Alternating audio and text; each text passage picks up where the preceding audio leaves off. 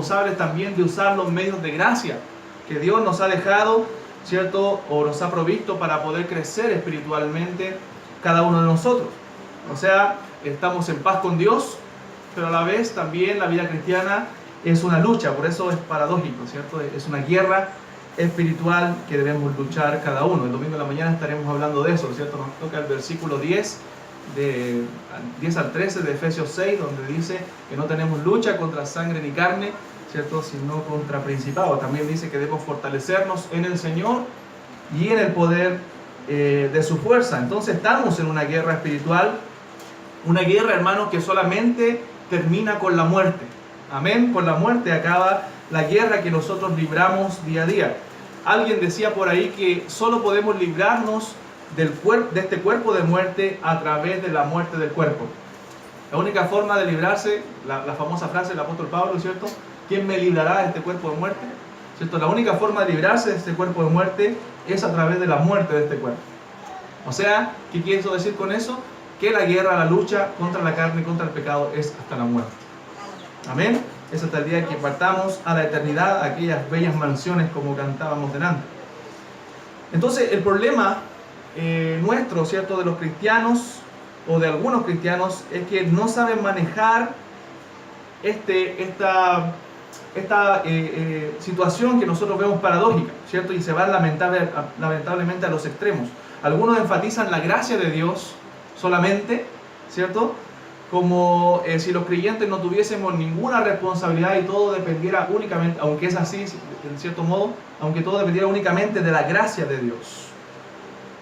Entonces eso es un extremo, pero otros prefieren enfatizar solamente la responsabilidad del hombre, ¿cierto? Sin hablar tanto de la obra de Cristo a nuestro favor o de la gracia de Cristo a favor nuestro, porque puede parecer un cristianismo fácil, ¿cierto? Un cristianismo liviano o un cristianismo superficial.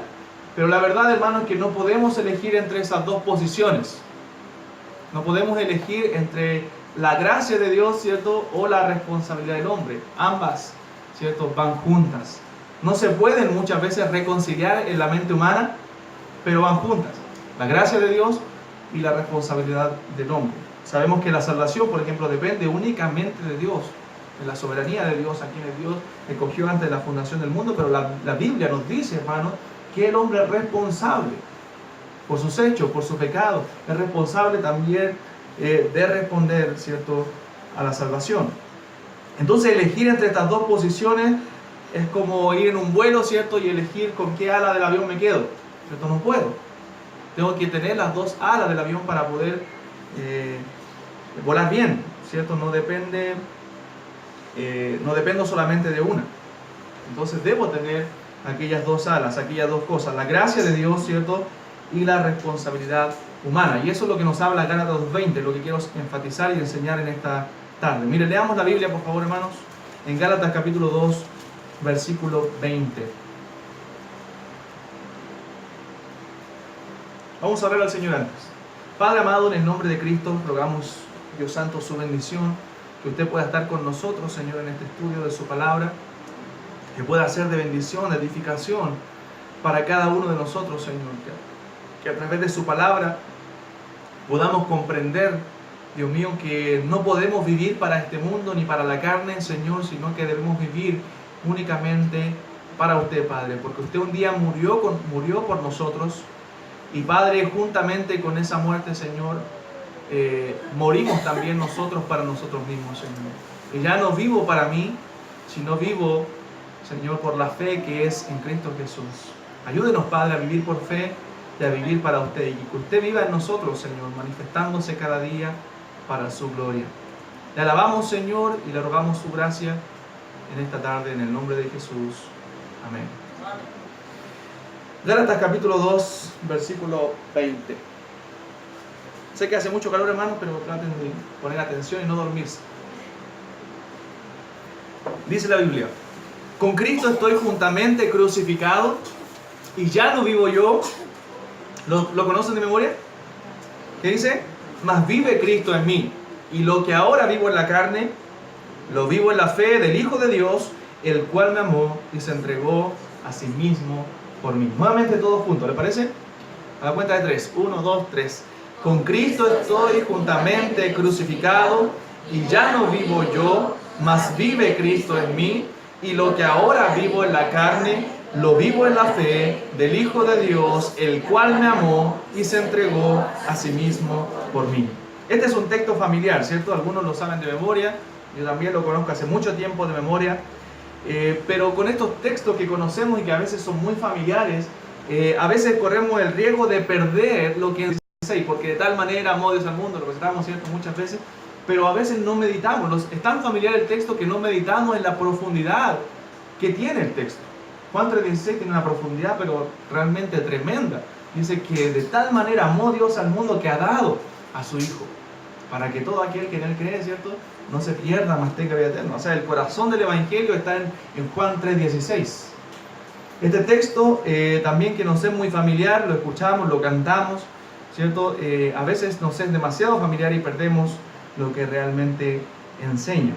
Aquí, hermano, Pablo, en el versículo 20, está resumiendo, creo yo, en forma magistral, de manera realmente extraordinaria, la doctrina de la salvación y las implicaciones que tiene realmente, hermanos, el ser salvo. Entonces, de manera que si nosotros podemos entender hoy día este texto, lo que dice este texto, la enseñanza de este texto, realmente vamos a estar edificando nuestra vida cristiana sobre una base sólida. Sobre una base sólida. Si entendemos realmente lo que Cristo hizo por nosotros en la cruz, ¿cierto, hermanos? Vamos a entender la vida cristiana y vamos a poder llevar nuestras luchas, ¿cierto?, nuestras batallas espirituales a la obediencia a Cristo. Vamos a poder vencer al enemigo en las luchas, ¿cierto?, que tenemos con el pecado, con el mundo, con nosotros mismos, nuestra propia concupiscencia, dice la Biblia, donde nacen nuestros deseos pecaminosos. Entonces, hermanos, es muy importante lo que enseña este texto. Entonces, antes de sacar todo lo que tiene este texto, toda la enseñanza de aquí desde el verso 20, me gustaría ubicarlo, este texto, en el contexto, ¿cierto? El versículo 20 está dentro de un contexto. Nosotros, ¿cierto?, memorizamos este versículo, sabemos que con Cristo estoy juntamente crucificado, pero no sabemos el contexto muchas veces en el que está. Y está en un contexto realmente muy especial. Está reprendiendo al apóstol Pedro. ¿Sabía? En el contexto, imagínense, Pablo está reprendiendo públicamente a un pilar dentro de la iglesia, a una persona que era considerada columna dentro de la iglesia, que era el apóstol Pedro. ¿Recuerdan? Jacobo, Juan y Santiago eran considerados columnas dentro de la iglesia. Entonces Pablo está reprendiendo públicamente a este apóstol por su error, por su hipocresía en una ocasión, porque obviamente también su error fue público. Cometió un error público, entonces Pablo lo está reprendiendo públicamente. Y lo terrible de su error, del error de Pedro, es que estaba dañando y estaba afectando su error a la iglesia. Amén, a la iglesia del Señor. Y eso es lo que le provocaba, ¿cierto?, ese celo al apóstol Pablo, de que Pedro, ¿cierto?, se estuviera desviando un poquito o no alineando, más bien dicho, con el evangelio de Cristo. Y ese fue el problema del apóstol Pedro en esta situación. Los hermanos estaban siendo ofendidos, ¿cierto? Los hermanos que no eran judíos estaban siendo ofendidos, estaban siendo menospreciados por lo que hacían los judaizantes y por lo que hacía también en esta ocasión el apóstol Pedro. Entonces, citiémoslo, este versículo en el contexto. Mire, vaya el capítulo 2, pero más atrás, el versículo 11. Versículo 11.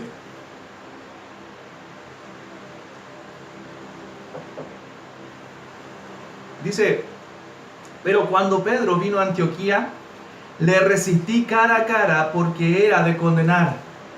Miren lo que dice Pablo. Cuando Pedro vino a Antioquía, le resistí cara a cara porque era de condenar. Pues antes que viniesen algunos de parte de Jacobo, comía con los gentiles. Miren lo que dice la Escritura. Pero después que vinieron, se retraía y se apartaba porque tenía miedo de los de la circuncisión. Imagínense, el apóstol Pedro, después que Dios le había mostrado lo que le había mostrado, Dios le había mostrado. ¿Recuerda la visión que vio él cuando él fue a predicar a Cornelio, ahí en el libro de los Hechos? No sé si ustedes lo recuerdan, no, si no me equivoco, el capítulo 10 o 11 por ahí. Él recibe una visión donde Dios le pone ciertos animales que para los judíos, para la cultura judía y la enseñanza judía a la luz de la Biblia, eran inmundos. Y Pedro le dice al Señor, ¿cierto?, en aquella visión: no, yo no puedo comer eso. Nunca he comido ese tipo de alimentos inmundos. ¿Y qué le dijo el Señor? No llame inmundo, porque yo... Amén. Lo que Dios limpió, no lo llames tú inmundo. Entonces, en esa visión, Pedro se da cuenta que el Evangelio no solamente era para los judíos, sino que también Dios había abierto las puertas para salvación a los gentiles, aquellos que no eran judíos. Entonces, Pedro había entendido en esa ocasión que el Evangelio también era para los judíos, para los gentiles que creían. Entonces dice que comía con los gentiles, algo que antiguamente, ¿cierto?, era una abominación para los judíos. Y tenía miedo, ¿cierto?, de lo de la circuncisión, versículo 12. Verso 13. Miren lo que dice Pablo ahora. Y en su simulación. Miren lo que estaba haciendo Pedro. En su simulación, en su hipocresía. Participaban, dice, también los otros judíos, de tal manera que aún Bernabé, un hombre tan afable, ¿cierto?, tan lleno de amor cristiano como Bernabé, fue también, dice, arrastrado por la hipocresía de ellos. Versículo 14. Pero cuando vi que no andaban rectamente, miren lo que dice Pablo, conforme a la verdad del Evangelio, dije a Pedro delante de todos: si tú, siendo judío, vives como los gentiles y no como judío, ¿por qué obligas a los gentiles a judaizar? O sea, ¿qué decía esta falsa doctrina del judaísmo dentro de la iglesia? O sea, decía que los creyentes gentiles que se unían a la iglesia debían también circuncidarse, debían también hacerse judíos para poder tener lugar en el reino de Dios, cosa que no está en la palabra de Dios, ¿cierto? Es como que nosotros le digamos a la gente: usted tiene que hacerse bautista. Si usted no es bautista, usted no es salvo, porque los bautistas no son salvos, ¿cierto? Eso hacían los judaizantes. Amén. Cosa que es totalmente sectario. Versículo siguiente. Entonces Pablo le dice a Pedro: tú, siendo judío, ¿cierto?, de raza, vives como los gentiles y no como judíos. Tú ya comes cosas, ¿cierto? Come con los gentiles, come las cosas que Dios ya sabemos que limpió. El apóstol Pablo también era un judío. Dice: ¿por qué obligas a los gentiles a judaizar? O sea, ¿por qué cuando vienen los de la circuncisión, aquellos judíos, tú tienes miedo y te unes a ellos, te apartas de los hermanos gentiles y les dices que se judaicen, que se circunciden? Versículo 15. Nosotros, judíos de nacimiento y no pecadores de entre los gentiles, sabiendo que el hombre, dice, no es justificado por las obras de la ley, sino por la fe de Jesucristo. Nosotros también hemos creído en Jesucristo para ser justificados por la fe de Cristo y no por las obras de la ley, por cuanto por las obras de la ley, ¿qué dice? Nadie será justificado. Entonces Pablo le explica a Pedro, hermanos, el apóstol Pedro, lo que realmente el Evangelio enseña. El hombre no es justificado por las obras de la ley. Jamás van a ser salvos ningún creyente por circuncidarse, por hacer algo, ¿cierto?, por consagrar aparentemente su vida al Señor, sino por la fe en Jesucristo, porque por las obras de la ley, ¿cierto?, dice, nadie es justificado, le dice el apóstol Pablo al apóstol Pedro. Y ese es el contexto donde está Gálatas 2:20. Después vamos a leer los versículos siguientes. Pero hermano, en este contexto Pablo pudo haber acusado a Pedro de racista, ¿cierto?, de haber discriminado a sus hermanos gentiles, de temor a los hombres, también lo podría haber acusado en vez de a Dios, ¿cierto? Dice que temió a los de la circuncisión Pedro. también de haber actuado con rudeza, ¿cierto? De haber actuado con una actitud equivocada contra los gentiles también, de hipócrita incluso, por lo que estaba haciendo, por esa simulación que hacía el apóstol Pedro. Cuando estaba solamente con gentiles, él comía con los gentiles muy bien, pero cuando venían los judíos, los de la circuncisión, ¿cierto? Él se alejaba. Eso es hipocresía, era una simulación, dice el apóstol Pablo. Pero hermano, el problema más profundo no era ese, no era que Pedro era racista, ¿cierto? No era que Pedro era un hipócrita, no era que había actuado con rudeza, no era que había temido a los hombres antes que a Dios.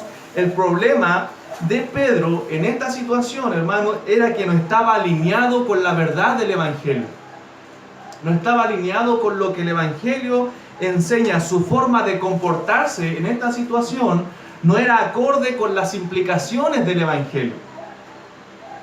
No era acorde con lo que el Evangelio enseña. Y ese es el contexto de este pasaje. Y esa es la enseñanza de Gálatas 2:20. Nosotros como creyentes debemos vivir acorde al Evangelio. Muchas veces, hermanos, nosotros tenemos conductas en nuestra vida. Y no solamente conductas esporádicas. Tenemos estilos de vida que no van alineados con el Evangelio. Muchas cosas que practicamos en nuestra vida diaria no son acorde al Evangelio de Cristo. Y esa es la enseñanza de Gálatas 2:20. Pedro estaba viviendo una vida no acorde, no alineada con el Evangelio de Jesús. Miren lo que le dice en el versículo 14. Dice, pero cuando vi, miren lo que dice Pablo, que no andaban rectamente conforme a la verdad del Evangelio. ¿Cómo estaban andando Pedro y los de la circuncisión? No conforme a la verdad del Evangelio. Y en ese momento, cuando Pablo se dio cuenta de esta situación, es cuando le dijo delante de todos, ¿por qué, Pedro, estás haciendo eso? Hermano, y Pedro era una autoridad dentro de la iglesia. Pero Pablo tenía un celo precioso, un celo maravilloso, ¿cierto? Por el Señor y por la iglesia del Señor, y por la palabra del Señor, y por el Evangelio del Señor. Amén.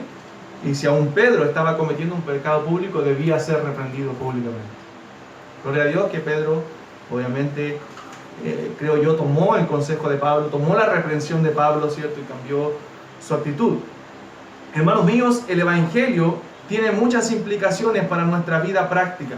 Y nosotros debemos hacer el esfuerzo, porque esto requiere esfuerzo, ¿cierto? A través, obviamente, con la ayuda del Espíritu Santo, debemos hacer el esfuerzo de alinear todas las áreas de nuestra vida de acuerdo al Evangelio que nosotros decidimos un día creer. Si usted profesa ser un creyente, si usted profesa ser un cristiano, usted debe vivir de acuerdo al Evangelio. El Evangelio tiene implicaciones. Hermano, el ser cristiano tiene demandas en la palabra de Dios. No, y conoceréis la verdad y la verdad os hará libre, ¿cierto? Hoy puedo hacer lo que quiera ahora. Puedo vivir como yo quiera, porque la verdad me hizo libre. No, hermano. Ese versículo estaría fuera de contexto, ¿cierto? Porque la libertad que tenemos en Cristo es la libertad de la esclavitud del pecado. Somos libres, pero ahora para ser esclavos de Cristo. Amén. Somos libres del pecado, libres de la condenación, para ser siervos de Jesucristo. Y la palabra siervos ahí en la Biblia, cuando el apóstol Pablo dice Pablo, siervo de Jesucristo, es doulos en el griego, que significa esclavo de Jesucristo. Eso es lo que él era, un esclavo de Jesús. Entonces, hermano, comencemos a analizar nuestras vidas, ¿cierto? Y todas las áreas de nuestra vida, y veamos en qué área de nuestra vida nosotros no vivimos alineados con el Evangelio de Jesucristo y con las implicaciones que trae realmente el ser cristiano. La palabra de Dios en muchas ocasiones nos dice que debemos vivir una vida digna del Evangelio de Cristo. Pablo en Efesios, lo vimos, ¿cierto? En algún punto cuando pasamos por ese capítulo, el capítulo 4, dice que debemos andar como es digno de la vocación con la cual fuimos llamados. Esas son las demandas del Evangelio. Un cristiano no puede ser un cristiano simplemente profesante. Pablo le dijo a Tito también en el capítulo 1, dice que muchos hombres, hablando de falsos maestros, profesan conocer a Dios, pero con los hechos lo niegan, siendo abominables y rebeldes. Muchas veces, hermanos, con nuestros labios alabamos a Dios con estos cánticos. Muchas veces profesamos conocer a Dios, pero con nuestros hechos le negamos. Cristo debe ser el Señor de cada área de nuestra vida. Amén. El Señor de cada área de nuestra vida. Entonces el Evangelio tiene implicaciones. En el matrimonio, hermanos, debemos andar de acuerdo a lo que el Evangelio demanda. En la crianza de nuestros hijos, aún en los negocios que hacemos, ¿cierto?, en el mundo, en el comportamiento con los demás, con las demás personas, con los demás miembros de la iglesia, debemos andar de acuerdo al Evangelio. En toda área de nuestra vida, hermanos, nosotros debemos ser cristianos y vivir como cristianos. En toda área. Lamentablemente, muchas veces tenemos una cosmovisión equivocada de lo que realmente es el cristianismo. Pensamos que solamente en las áreas que nos interesan nosotros somos cristianos. Y en otras áreas no nos gusta porque saben que tocan nuestros puntos débiles. Entonces no mezclamos el cristianismo con esas áreas en las cuales estamos débiles. No, hermano. Debemos vivir alineados con el Evangelio. Versículo 15 y 16. Pablo le dice a Pedro: nosotros, judíos de nacimiento y no pecadores de entre los gentiles, sabiendo que el hombre, dice, escucha bien, no es justificado por las obras de la ley, sino por la fe de Jesucristo. Nosotros también hemos creído en Jesucristo para ser justificados por la fe de Cristo, no por las obras de la ley, por cuanto por las obras de la ley nadie será justificado. Y aquí habla, hermanos, de una doctrina muy importante para nosotros, fundamental, ¿cierto?, nuestra creencia, que es la doctrina de la justificación. ¿Qué quiere decir la palabra justificación? Quiere decir declarados justos, ¿cierto?, o inocentes en el tribunal de Dios o delante de Dios. Nosotros sin Cristo, ¿cierto?, somos culpables por nuestro pecado, por nuestra propia responsabilidad, ¿cierto?, porque nosotros decidimos pecar. Pero al ser justificados, ¿cierto?, al recibir la justificación, nosotros fuimos declarados inocentes ante el Padre. Eso es lo que es la doctrina de justificación, obviamente a través de Cristo. Solo a través de Cristo, no por las obras de la ley. Eso es lo que está diciendo el texto, no por lo que yo haga, sino por lo que Cristo hizo por nosotros. Amén. Por eso somos justificados. Entonces, lo que le está diciendo Pablo a Pedro, o lo que le dijo Pablo a Pedro aquí en el contexto del pasaje, es no porque nosotros guardemos la ley, siendo judíos, ¿cierto?, vamos a ser justificados. Porque la ley, le dice Pablo, le da a entender Pablo a Pedro, la ley nos condena, la ley nos deja mal parados delante de Dios. Ponga usted los 10 mandamientos, ¿cierto?, y póngase al lado de ellos. Analice su vida a la luz de los 10 mandamientos. ¿Cómo queda usted, hermano mío? No los cumplo los 10. No, hermano. Quedamos mal parados delante de Dios. Quedamos declarados como culpables. Amén. Eso es lo que hace la ley. Ese es el rol que cumplía la ley. Mostrar que nosotros somos pecadores, mostrar que nosotros hemos fallado y hemos roto la ley y nos es imposible guardar la ley. Porque yo, para ser salvo por mi propia justicia, por mis propias obras, yo debería haber cumplido la ley, ¿cierto?, de principio a fin, desde mi niñez hasta la muerte. Es la única forma de que yo pueda ser salvo por mis obras, habiendo cumplido la ley cabalmente desde mi niñez hasta la muerte. Y ninguno de nosotros ha hecho eso, ¿verdad? Y nadie en el mundo, solo una persona. Amén. Jesucristo nuestro Señor. Él vivió una vida perfecta. Él cumplió toda la ley. Él cumplió toda justicia. ¿Para qué? Para agradar al Padre, para aplacar la ira del Padre, ¿cierto? Y para que el Padre, para que a través del Padre y de lo que Él hizo, Él fuera justificado. Y esa justicia, hermano, que ganó Cristo, fue imputada a nosotros, fue traspasada a nosotros al momento que nosotros creímos en Él como Salvador. Eso es lo que es la justificación por la fe. Amén. Es una doctrina fundamental. A través de lo que Cristo hizo por medio de la fe. Y eso es lo que le dice Pablo a Pedro. Ese es el Evangelio, Pedro. Y tú te desviaste del Evangelio. No estás alineado en tu conducta con el Evangelio. Hermanos, si yo me desalineo con lo que el Evangelio dice aquí en la palabra del Señor y con lo que el Evangelio demanda, entonces yo voy a vivir una vida no acorde, ¿cierto?, a lo que el Evangelio dice. Por ejemplo, si yo comienzo a creer cosas distorsionadas en cuanto al Evangelio, mi vida va a manifestar esa distorsión del Evangelio.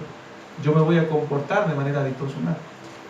Pero cuando yo creo el Evangelio, y lo entiendo a la luz de la palabra del Señor, hermanos, yo voy a vivir una vida alineada al Evangelio. Entonces, hermanos, esto es lo que enseña este contexto de este pasaje. Miren, vaya al capítulo 3 de Gálatas, versículo 10, un momento. Gálatas 3:10. Entonces, ¿quieres ser salvo guardando la ley, como muchos piensan, o siendo bueno, como algunas personas dicen hoy día, haciendo buenas obras? Debe guardar todos los mandamientos desde la niñez hasta su muerte para poder por sus medios ser salvo. Debe obedecer perfectamente la ley de Dios, y eso es imposible para hombres contaminados con el pecado como nosotros. Imposible. Gálatas 3:10. Porque todos los que dependen de las obras de la ley están bajo maldición. Miren, todos los que dependen de las obras de la ley están bajo maldición, pues escrito está: maldito todo aquel que no permaneciere en todas las cosas escritas en el libro de la ley para hacerlas, y que por la ley ninguno se justifica para con Dios. Es evidente, porque el justo, ¿qué dice? Por la fe vivirá. Amén. El justo por la fe vivirá. Y la ley no es de fe, sino que dice: el que quiera hacer estas cosas vivirá por ellas. Cristo nos redimió de la maldición de la ley. Recuerden cuando Pablo dice: la letra mata, mas el Espíritu vivifica. Está hablando en ese contexto que la ley trae maldiciones, la ley trae muerte porque te condena, pero el Espíritu te da vida. Eso es lo que está diciendo Pablo aquí. Cristo nos redimió de la maldición de la ley, hecha por nosotros maldición, porque está escrito: maldito todo el que es colgado en un madero. Amén. Entonces no podemos ser declarados inocentes, hermano, en el tribunal de Dios, porque nosotros obedecemos a la ley o hacemos obras. No, porque realmente nosotros desobedecemos innumerables veces la ley de Dios. Ponga los 10 mandamientos, como le dije, y usted va a salir declarado culpable. Amén. Culpable ante Dios. Entonces, el mensaje del Evangelio, hermanos míos, y esto recuérdenlo siempre, atesórenlo en su corazón. El mensaje del Evangelio es que nosotros somos justificados no por obras, sino por medio de la fe, a través de la obra de Jesucristo. Amén. La única obra que Dios aceptó para nuestro perdón es la obra de Jesucristo a través de su vida, muerte y resurrección. Amén. Y por esa obra nosotros somos salvos, no por nuestras obras. Porque nuestra justicia, dice la Biblia, son como trapo de inmundicia delante de Dios. Entonces, por la fe en Cristo, por la fe en el sacrificio de Cristo, por la fe en la obra de Cristo, nosotros somos justificados. Y eso es el Evangelio. Y de acuerdo a ese Evangelio, hermanos, nosotros debemos vivir alineados. Amén. Ese Evangelio trae demandas para cada uno de nosotros. Después de ser creyentes, vivir de acuerdo al Evangelio. Vivir por fe. Vivir en santidad. Vivir para la gloria de Dios. Son demandas que nosotros debemos, ¿cierto?, cumplir. Entonces la Biblia dice que todo aquel que quiera seguir a Jesús, ¿qué debe hacer, hermano mío? ¿Recuerda ese pasaje? ¿Qué debe hacer el que quiera seguir a Jesús? ¿Qué debe tomar? Tomar su cruz. Amén. Tomar su cruz y seguirle. ¿Qué quiere decir eso? O sea, debe cada uno de nosotros renunciar a sí mismo. Eso está diciendo con tomar la cruz. Renunciar a sí mismo para poder entender un poco mejor ese versículo, es como si dijéramos: toma tu silla eléctrica y sígueme. ¿Qué hacen con la silla eléctrica, hermano? Si usted es culpable, ¿qué van a hacer en una silla eléctrica con usted? Matarlo. Eso es lo que quiere decir: toma tu cruz y crucifícate. Muere tú y sígueme. Tú ya no vives. Gálatas 2:20, con Cristo estoy juntamente crucificado. Y ya no vivo yo, mas vive Cristo en mí. Y lo que ahora vivo en la carne, lo vivo en la fe del Hijo de Dios, el cual me amó y se entregó a sí mismo por mí. Ese es el Evangelio. Y esas son las implicancias del Evangelio. Si usted quiere seguir a Jesús, si yo quiero seguir a Jesús, debo morir a mí mismo. Debo tomar mi cruz y seguir. ¿Amén? Implicancias del Evangelio. Eso es lo que está diciendo Pablo aquí en Gálatas 2:20. Y hermanos, lo que debemos entender, que la cruz es un hecho consumado por el Señor. Es algo que ya está hecho, que ya está completo, que ya pasó. Nosotros fuimos crucificados con Cristo en el momento de nuestra salvación. Cristo cuando murió hace más de 2000 años atrás, ¿cierto? Cuando Él fue crucificado, nosotros fuimos crucificados con Él. Y ya no vivimos para nosotros. Pero eso nos cuesta entender a muchos creyentes.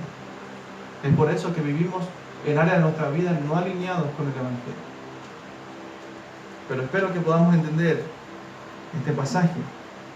Amén. ¿Qué significa todo esto, hermanos? Y eso es lo que veremos aquí en Gálatas 2:20. Si nosotros nos salváramos por la ley, entonces la muerte de Cristo, ¿cierto?, hubiera sido en vano. La muerte de Cristo no tendría ningún sentido, ¿cierto? Mire, Gálatas 2:20.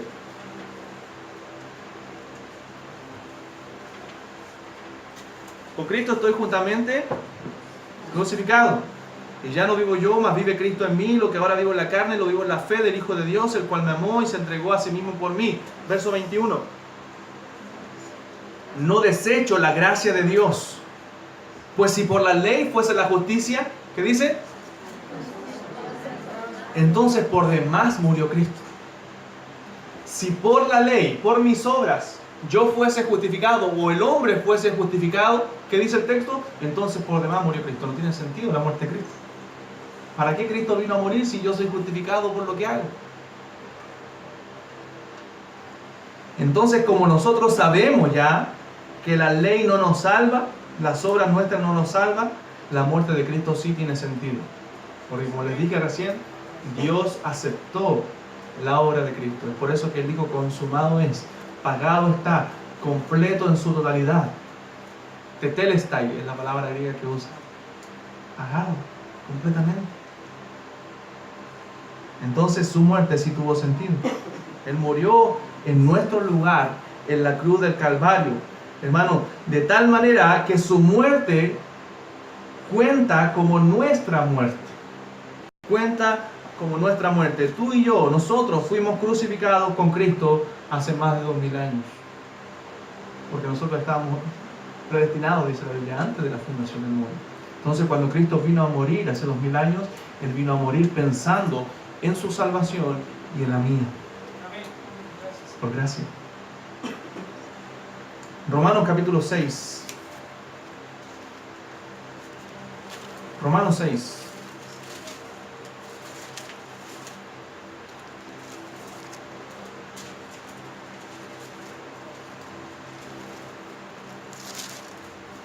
Versículo 3.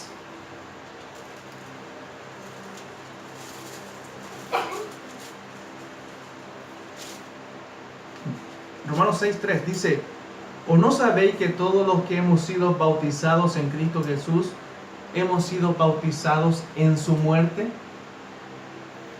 Porque somos sepultados juntamente con Él para muerte por el bautismo, a fin de que, como Cristo resucitó de los muertos por la gloria del Padre, así también nosotros andemos en vida nueva. Porque si fuimos plantados juntamente con Él en la semejanza de su muerte, así también lo seremos en la de su resurrección. Sabiendo esto, que nuestro viejo hombre, mire lo que dice, hermano, por favor lea conmigo, fue crucificado juntamente con Él. ¿Está leyendo?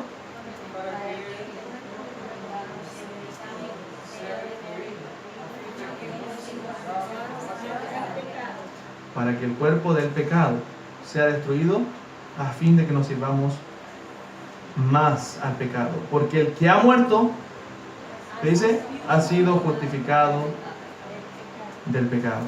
Amén. Pero el versículo 6 dice que nuestro viejo hombre fue crucificado juntamente con Él.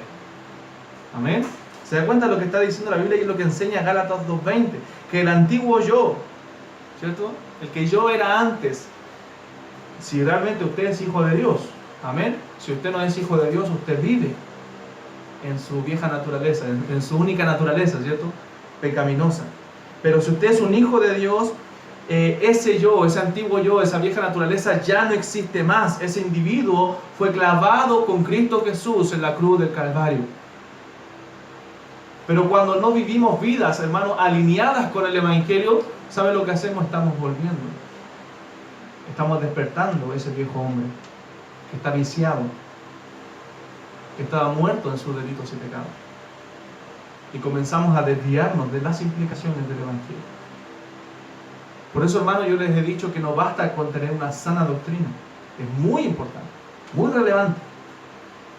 Pero también la sana doctrina tiene implicaciones en la vida cristiana diaria. Nosotros debemos vivir como cristianos día a día. No somos cristianos solamente los jueves y los domingos. Somos cristianos los 365 días del año. Y los 365 días del año debemos vivir de acuerdo al Evangelio de Jesús, con las exigencias que Dios nos pide en su palabra, de vivir de acuerdo a su voluntad. Y no es solamente para los varones, no es solamente para los líderes, es para cada creyente. Hermano, lo precioso del Evangelio es que usted puede pensar, y le invito hoy a pensar en la cosa más vergonzosa que usted ha hecho. Piensa en la cosa más vergonzosa que usted ha hecho durante su vida, el transcurso de su vida. Esa deuda ya fue pagada por Cristo en la cruz del Calvario. Y eso es lo hermoso, ¿verdad? Que cuando estoy en Cristo, las cosas viejas pasaron. Y aquí todas son hechas nuevas. Con Cristo estoy juntamente crucificado. Eso es lo que quiere decir esa frase. Con Cristo yo estoy crucificado. Ya no vivo yo, hermano, sino que vive Cristo en mí. Eso dice 2 Corintios. De modo que si alguno está en Cristo, nueva criatura es, las cosas viejas pasaron, y aquí todas son hechas nuevas. Ya no vivo yo, mas vive Cristo en mí. Eso significa que no solo participamos de su muerte con Él, no solamente somos crucificados con Él, sino también dice el texto aquí en Romanos 6, que también participamos de su resurrección. Amén. Resucitamos para andar en vida nueva. Morimos, crucificamos el viejo hombre con Cristo, pero con su resurrección nosotros nacimos de nuevo. Amén. Ahora vivimos para Dios. Vivimos una vida nueva. Cuando se levantó Él de la tumba, nosotros también resucitamos o nacimos de nuevo con un nuevo yo. Ya no el yo que antes vivía, ya no el yo pecaminoso, egoísta, ¿cierto?, viciado, muerto en sus delitos y pecados, sino un nuevo yo que resucitó juntamente con Él. Entonces, ¿qué explicación podemos dar a Gálatas 2:20? Lo que Pablo nos dice, que el hombre que muere, ¿cierto?, con Cristo, que es crucificado con Cristo, ya no vive, sino que Cristo vive en él, pero que a la vez, dice, Él vive. Es algo que parece contradictorio. O sea, ya no vive el hombre, sino que Cristo vive en él, pero Él vive. Porque dice, con Cristo estoy juntamente crucificado y ya no vivo yo, mas Cristo vive en mí. Y lo que ahora vivo, dice Pablo, en la carne. O sea que este hombre crucificado fue muerto, pero aún vive. Parece contradictorio, pero lo que está diciendo es realmente importante, hermanos míos. Es realmente trascendente lo que Pablo quiere decir en ese pasaje, porque está hablando de la lucha que nosotros tenemos cada día. O sea, nosotros seguimos viviendo, pero vivimos ahora en el poder de Dios. Nos podemos fortalecer en Él porque tenemos una vida en Él. Él vive en nosotros ahora. A pesar de que vivimos, a pesar de que tenemos luchas diarias contra el pecado, Cristo vive en nosotros y Él tuvo la victoria sobre el pecado. Esas son las implicancias del Evangelio. Cristo vive en nosotros y debemos vivir ahora nosotros una vida acorde al Evangelio, acorde a lo que Él hizo por nosotros. Ya no vivo yo, mas vive Cristo en mí. Pero lo que ahora vivo, ¿cierto?, en la carne, ¿qué dice? Lo vivo en la fe. Y así es como yo debo vivir, hermano, en la fe. Por fe andamos, no por vista, dice la Biblia. Nosotros no militamos ya según la carne, sino según la fe. Cristo ganó la guerra, ganó la batalla, ¿cierto?, en nuestro lugar, muriendo en la cruz del Calvario. Pero obviamente el pecado sigue siendo un problema, ¿cierto?, para nosotros. Pero ese pecado que sigue siendo un problema ya no tiene dominio sobre nosotros. Eso es lo que está diciendo Gálatas 2:20. Antes el pecado tenía dominio sobre nosotros. Nosotros éramos esclavos del pecado. Pero hoy ese pecado que nos sigue causando problemas y que nos va a causar problemas hasta nuestra muerte, ya no tiene dominio sobre nosotros, los que estamos en Cristo Jesús. Dejó el pecado de ser nuestro rey. Ahora Cristo es nuestro rey. Amén. Antes el pecado reinaba en nosotros. Pero cuando crucificamos el viejo hombre con Cristo, ahora Cristo es nuestro rey. Lo vivo en la fe. Dice del Hijo de Dios, el cual me amó y se entregó. Mire lo que dice, hermano. A sí mismo por mí. No solamente me amó, sino que se entregó por mí. Y la fuente de energía que nosotros tenemos para servir a Dios es la fe. Amén. Es la fe que Dios nos dio un día para salvación y que nosotros debemos hacer crecer por la palabra de Dios. Ese es el problema, que a veces nuestra fe es pequeña, nuestra fe se desvanece. Pero debemos alimentarla, debemos alentarla en la palabra de Dios, porque es la fuente de nuestra energía para vivir la vida cristiana. Lo vivo en la fe, dijo el apóstol Pablo. Yo ahora vivo por fe y debemos vivir de esa forma. Entonces yo creo por la fe que Cristo venció, yo creo por la fe que esa batalla espiritual está ganada, ¿cierto? Y que yo tengo victoria contra el pecado. ¿Sabe, hermano, por qué usted se avergüenza cuando peca? Porque Cristo vive en usted. Si usted no siente vergüenza cuando usted peca, entonces Cristo no vive en usted. Pero si siente vergüenza, es porque tú eres un creyente. Y el creyente no está habituado a pecar. Amén. Al creyente no le gusta pecar, porque Cristo ahora es su rey. El Espíritu de Cristo mora en el creyente. Y ese Espíritu nos habla, ese Espíritu nos reprende y ese Espíritu nos ayuda a vencer el pecado. Si a usted no le duele pecar, si a usted le da lo mismo pecar, entonces probablemente usted no sea un verdadero creyente. O está muy endurecido, ¿cierto? O no es un verdadero creyente. Y ese es el Espíritu Santo que mora en nosotros, el Espíritu de Cristo que mora en nosotros, quien nos ayudará, hermanos, a terminar la carrera un día. Amén. Y para ir a esas bellas mansiones que cantábamos delante. Aún por encima de nuestras debilidades. Nosotros somos débiles. Muy débiles. Y cuando yo entiendo mis debilidades, ¿cierto? Yo deposito mi confianza en el Señor. Y en Él me hago fuerte. Por eso dice la Biblia, fortaleceos en el Señor y en el poder de su fuerza. Pablo dijo, porque cuando soy débil, entonces soy fuerte. O sea, cuando yo entiendo mis debilidades, cuando entiendo en las cosas que soy falente, ¿cierto? Que estoy expuesto al pecado, yo me fortalezco más en el Señor y es ahí cuando soy fuerte.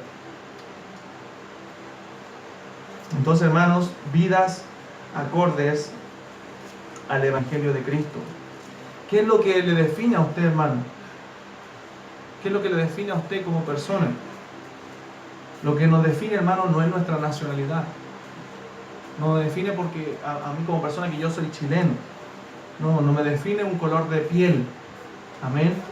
Hay personas de distintas razas, distintos colores de piel. No me define si yo soy rico o pobre. Amén. Mi billetera yo no me la voy a llevar al cielo. No son mis habilidades, para qué soy bueno yo y para qué soy malo. No son mis dones, eso no me define. No me define la capacidad intelectual, si yo soy más inteligente o no que otra persona. Lo que nos define a nosotros es que yo soy cristiano. Amén. Me impacta la vida de un hombre, no recuerdo el nombre de este mártir ahora, pero él le hacía preguntas mientras estaba martirizándolo, ¿de dónde eres? ¿Tienes familia? Puras preguntas para identificarlo. Y él lo único que respondía es soy cristiano, soy cristiano, soy cristiano. ¿Sabe por qué? Porque eso era lo que lo identificaba. Amén. No hay nada más que nos pueda identificar a nosotros, ¿cierto? Que el hecho de ser cristianos, de que Cristo vive en mí. Amén. Cristo vive en mí, que ya no vivo yo, ya no soy Gabriel Barahona, ese antiguo hombre murió. Ahora Cristo vive en mí. Y lo que ahora vivo en este cuerpo, en esta carne, lo vivo en la fe del Hijo de Dios, el cual me amó y se entregó a sí mismo por mí. Eso es lo que dijo el apóstol Pablo. Y eso es algo que nunca cambiará, hermano. Si tú eres un creyente verdadero, si fuiste salvo, tú ya no vives. Vive Cristo en ti. Y eso nunca cambiará. Esa es nuestra verdadera identidad. Un cristiano, hermano, nunca encontrará el verdadero yo, ¿cierto? Como algunos lo dicen, en otras cosas, sino solamente en Cristo. Una persona nunca encontrará su verdadera identidad, porque eso lo mandan los psicólogos ahora, busca tu identidad, ¿cierto? Busca lo que tú quieres hacer, lo que a ti te fascina. Hablando de psicología antibíblica. El verdadero yo está cuando una persona recibe a Cristo como su Salvador y el Espíritu de Dios viene a morar en su vida y su vida es transformada por el Evangelio de Cristo y ya no vive Él, sino que Cristo vive en Él. Esa es la verdadera identidad de nosotros como creyentes. Entonces, cuando Dios nos mira, ahora como creyentes que hemos sido justificados, no nos mira a nosotros, no mira a Gabriel Barahona, al antiguo yo, no mira a ese hombre que está crucificado con Cristo, no mira a ese hombre que estaba muerto en sus delitos y pecados, sino que me mira y me trata como a Cristo, porque con Él yo fui crucificado. Porque nuestra vida, dice la Biblia, hermano, está escondida en Él. Cuando Dios nos mira a nosotros, mira a Cristo, porque Él pagó el sacrificio que nosotros debíamos pagar. Él nos mira como si mirara a su propio Hijo. Y eso es lo maravilloso de esto, porque si nos mirara a nosotros, hermanos, su ira se desataría sobre nosotros y sobre nuestro pecado. Porque nosotros no tenemos obras para agradarle. Cristo hizo la obra. Entonces somos aceptados delante de Dios únicamente por la obediencia de Cristo, por la obediencia que Cristo tuvo con su Padre. Entonces Dios lo que hizo es poner en nuestra cuenta, por eso somos justificados. Amén. Puso Dios la justicia que Cristo ganó. Segunda de Corintios 5:21 dice: al que no conoció pecado, por nosotros lo hizo pecado, para que nosotros fuésemos hechos justicia de Dios. ¿Qué dice? En Él, en Cristo. Somos hechos justicia de Dios en Cristo Jesús. Cristo no solo pagó nuestra deuda, sino que puso en nuestra cuenta. Es como si yo tuviera una deuda de unos 3 millones, ¿cierto? Y viene alguien y me paga esa deuda. 3 millones quedo en cero, quedo saldado. Cristo no hizo eso. Él pagó nuestra cuenta y más encima puso las riquezas de su gracia en nuestra cuenta. Hoy somos ricos en Cristo Jesús. Pagó lo que debíamos, mas puso riqueza, hermano, en nuestras manos. La abundancia de las riquezas de su gracia, que dice la Biblia, por la cual nos hizo aceptos en el amado. Entonces no somos salvos por guardar la ley, sino que somos salvos, y entienda esto, para guardar la ley. Amén. ¿Se entiende? No somos salvos por guardar la ley, sino para guardar la ley. O sea, el cristiano debe, ahora que es cristiano, vivir una vida acorde del Evangelio, guardando la ley de Dios, guardando lo que Dios demanda, dando frutos dignos, como dice la Biblia, de arrepentimiento. Y eso no se debe dar, hermano, en nuestros primeros años de conversión. Eso se debe dar durante toda nuestra vida cristiana. Por eso no me gusta cuando creyentes le dicen, oye, y es como cliché ya esa frase, o él está con su primer amor. ¿Por qué, hermano? Si todos deberíamos estar con nuestro primer amor hacia el Señor. Amén, todos deberíamos estar con amor intacto hacia nuestro Señor, aquel que murió por nosotros. Y algunos más alentadores dicen, pero ya se te va a pasar, ¿cierto? Porque a mí se me pasó. No. ¿Por qué? Debemos ser cristianos que amen al Señor con todo su corazón, con toda su alma, con toda su mente y todos los días de nuestra vida, hermano. A pesar de cualquier situación que venga a nuestra vida. Los cristianos tomamos en serio la ley de Dios. Los cristianos tomamos en serio los mandatos y las demandas de Dios. No para ser salvos, sino porque somos salvos. Y debemos obediencia a nuestro Padre Celestial. Entonces un verdadero creyente vive una vida congruente al Evangelio de Jesús. Y eso es lo que reprendió Pablo a Pedro. Pero él le dice, Pedro, con Cristo estamos crucificados. Y ya no vivo yo, mas vive Cristo en mí. Del Hijo de Dios, el cual me amó y se entregó a sí mismo por mí. No desecho la gracia de Dios, porque si por la ley fuese la justicia, entonces por demás murió Cristo. La justicia es por la fe en Cristo Jesús. Si usted no tiene a Cristo, debe depositar su fe, confiando en Él, confiando en su sacrificio, ¿cierto? Y será salvo. Amén. La invitación bíblica es arrepiéntete y cree en Jesucristo. Cree que el sacrificio es suficiente, el sacrificio, la obra de Cristo es suficiente para salvarte. Es entonces cuando serás salvo. Pero no somos salvos por las obras de la ley, sino para obedecer la ley de Dios. Si no, la cruz de Cristo no tendría ningún sentido. Amén. No tendría sentido que Cristo haya venido a morir por pecadores como nosotros si nosotros nos salvásemos por las obras. Amén. Entonces Cristo es el único que puede salvar a un pecador que se arrepiente. Amén. Y está disponible, dice la Biblia, para todo aquel que en Él cree. Con Cristo, hermanos, estamos crucificados y debemos vivir vidas acordes al Evangelio de Jesús. Vidas alineadas. Amén. En cada área con el Evangelio de Jesucristo. Salvador,